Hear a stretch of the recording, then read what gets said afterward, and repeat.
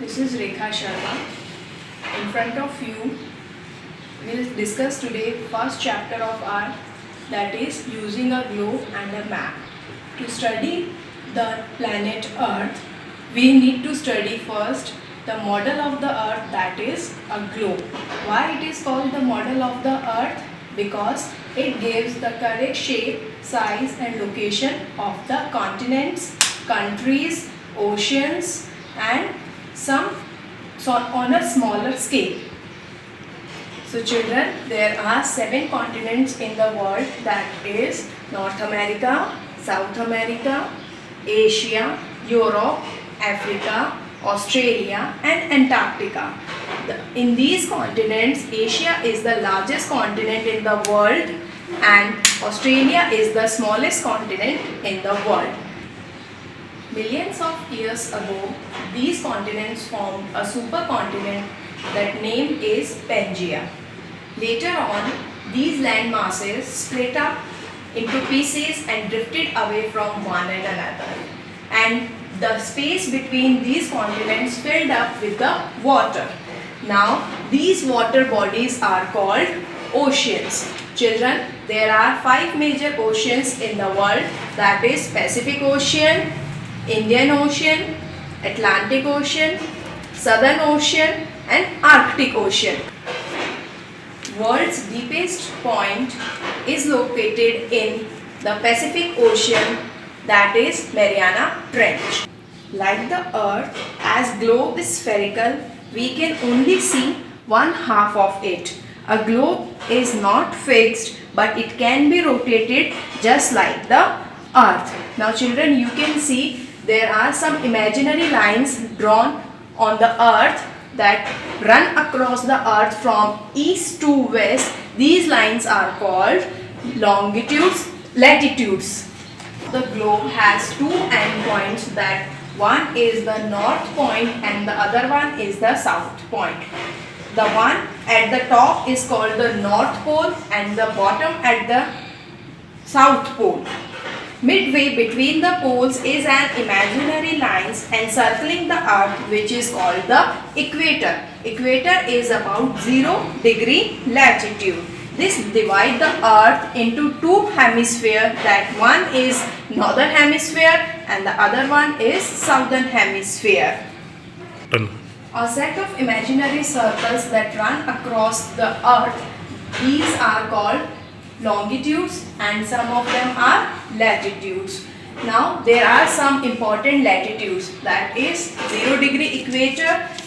In the northern part, 23.5° north, that is Tropic of Cancer, 66.5° north, that is Arctic Circle, and at the top 90° north, that is North Pole.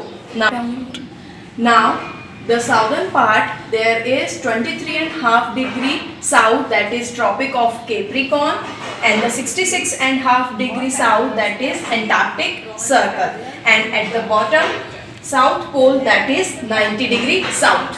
As we move from the equator towards the pole, are called latitudes or parallels as they are drawn parallel to the equator.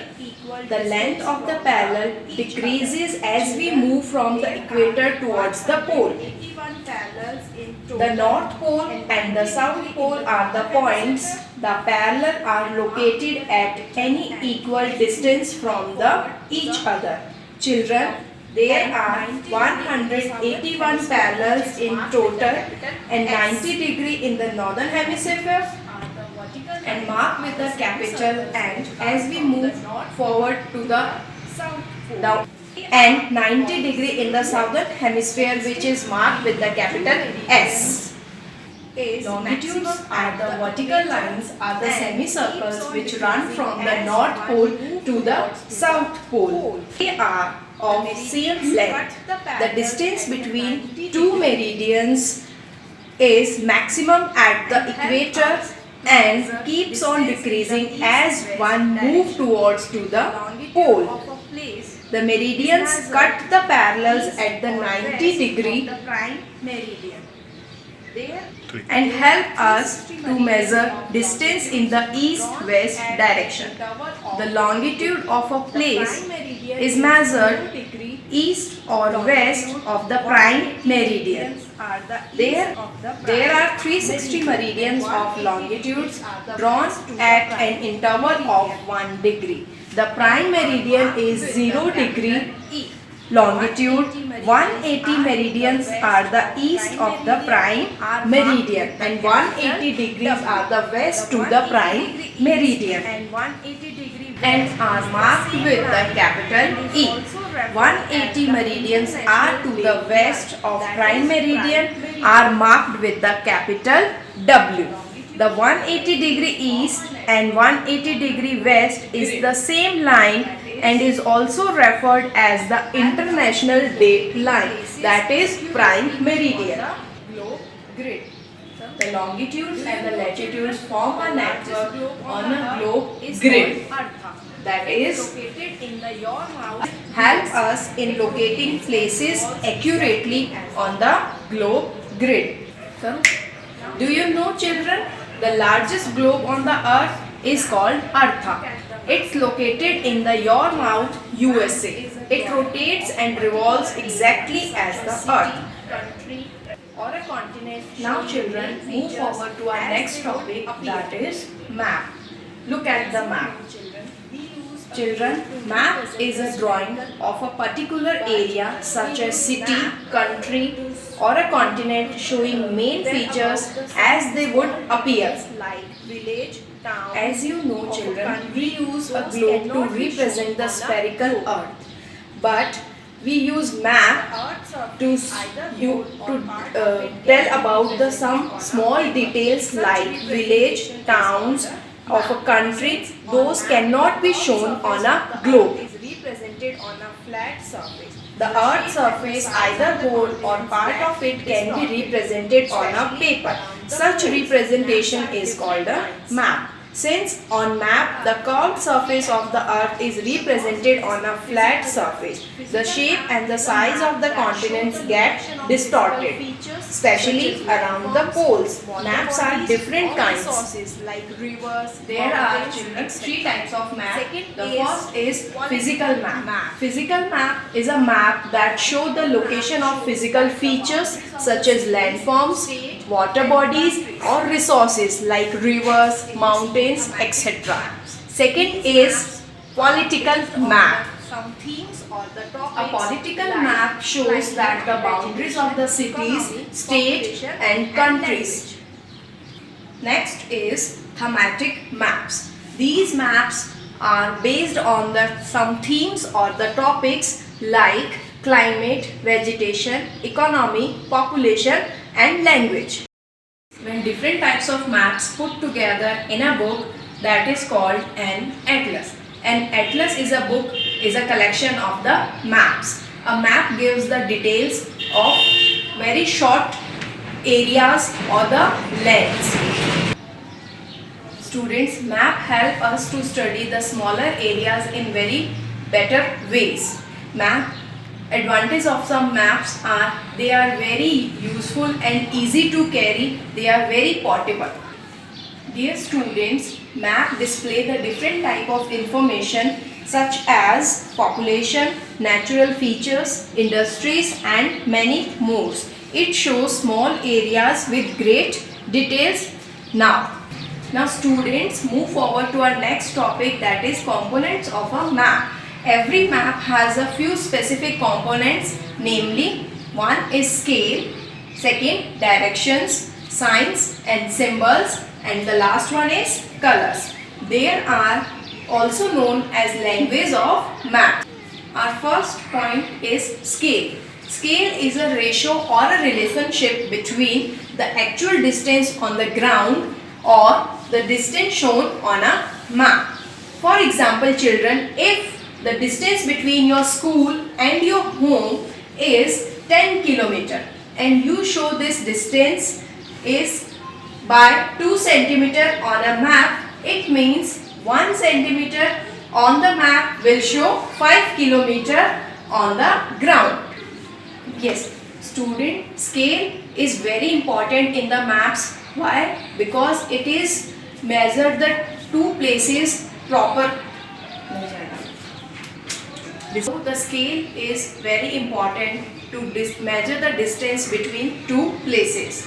Now children, move forward to the next topic, that is the maps are divided on some basis, that is small scale maps. The small scale maps show the large area with less details. As you can see in the picture, these are good for showing some of the big region of the world like entire continent or a country. That is too small to see the details on the small scale map. After the small scale, the second is large scale maps. On the basis of the scale, the large scale maps, these show a lot of detail of an area. Cities, towns, parks are shown on the large scale maps. Large scale maps are enough to see the details. Now students, move forward to our next topic, that is directions of the map. Directions are most important part of a map. In most maps, you must have noticed the letter N in the upper right hand corner, including the northern direction. That is called north line. It is provided because when one knows the north direction, the rest direction can be found easily. The four directions are north, south, east, west. These directions are called cardinal directions. Now there are some sub directions also. The north, east, between the north and east, that is northeast, and the south and east between southeast. The northwest direction lies between the north and west direction, and the southwest direction lies between the south and west direction. Students, these directions are called sub-directions and also called intermediate directions. Dear children, in the map, the colors are also very important part of the map. See, there are some colors given in the map. These are generally maps use a standard color scheme to depict various landforms and altitude in a map. For example, you can see the blue color is stand for the water bodies, the green color is used for showing the natural vegetations, and the brown color is used for showing the mountains and the plain areas. Dear students, as we have discussed, the colors and the directions are important to help reading the map. The signs and symbols are also important to read the map. Maps have universal language of symbols. You can see in the picture that is given, there are also conventional symbols. These conventional symbols give a lot of information in a limited space. With use of these symbols, maps can be read easily. A table that lists the symbols used within the map is called a legend or a key. I hope you all have understood the chapter nicely. Thank you. Good luck. Stay at home. Stay safe.